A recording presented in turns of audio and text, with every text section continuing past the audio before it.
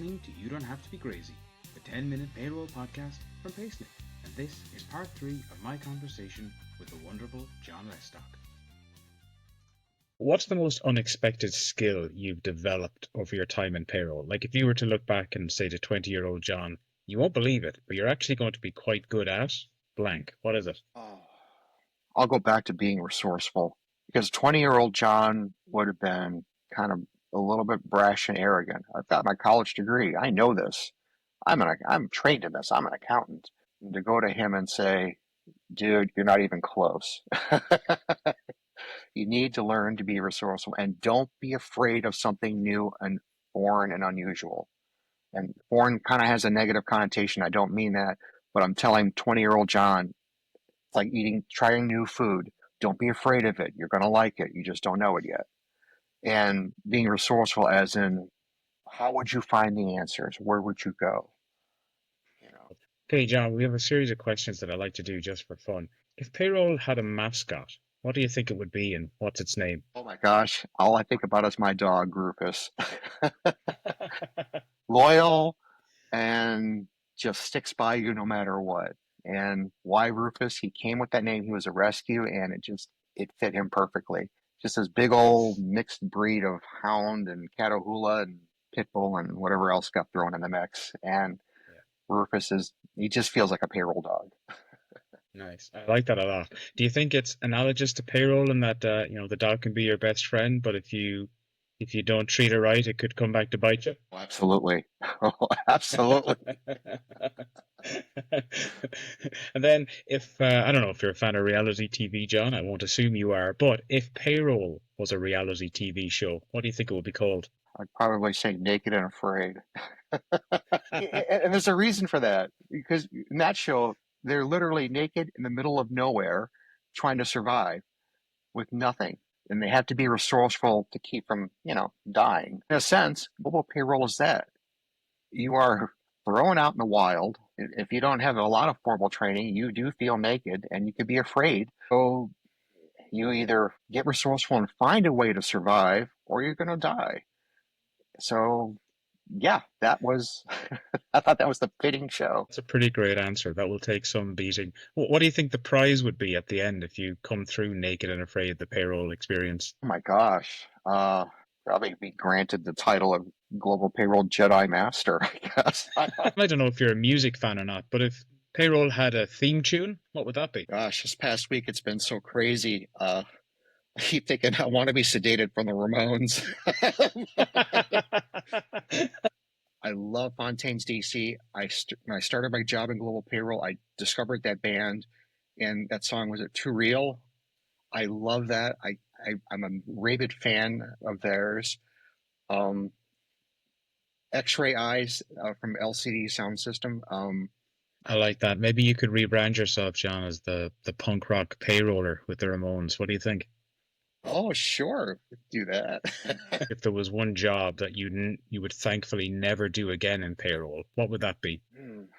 I don't know, because I'm knee deep in a lot of manual processes right now. There's a way to manually, and I know the technology exists to help with reconciling, comparing the prior month payroll to current month payroll, and clearly identifying not just a variance, but some possible explanations for why there's a variance. There's a variance in net payroll. That's not good enough. There's a variance in tax. Okay, are there details with someone's status or pay that cause that variance? So something automated in the sense that it gives me a little bit of a fuller picture of here's what it is and here are some possible areas to look at. So otherwise it becomes this guessing game. You have a variance. Why? Guess.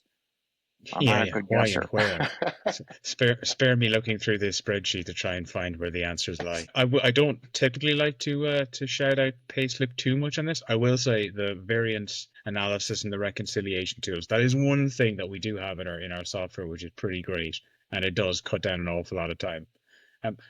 If you could sum up payroll, the life of a payroller, the ups, the downs, the career in 3 words, what would it be? So payroll in 3 words.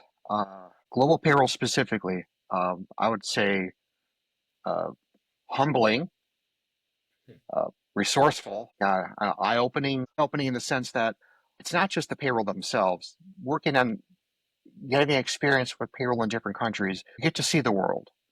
I mean, without really leaving your office.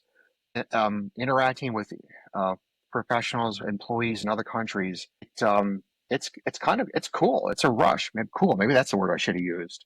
But it's humbling because if you stick with just your own local payroll, it's hard. It's also like being a big fish in a little pond, where now you see how everyone else is doing it. You feel smaller, but you also feel like how you're interconnected with everyone else. And it's not just like I used this with hand gestures before. The U.S. and everybody else, and that's not true. It's U.S. as a component, as a part of everyone else. We each are on a level playing field. We are each contributing to the global economy in our own way. We each have our own unique idiosyncrasies, unique cultural attributes, but ultimately we have a lot of similarities. We want to pay our people on time, want to pay them accurately. Everyone depends on payroll because we got to pay the bills. That's why we come to work, to get paid, do the work, get paid. So there's as much commonality as there are appreciating those differences, but it's humbling because you realize it's not just you. There's so many other countries out there. There's so many other areas to explore that, you just have to get out. I love it. I think your choice is amazing, and I think that's an incredibly positive note to end on.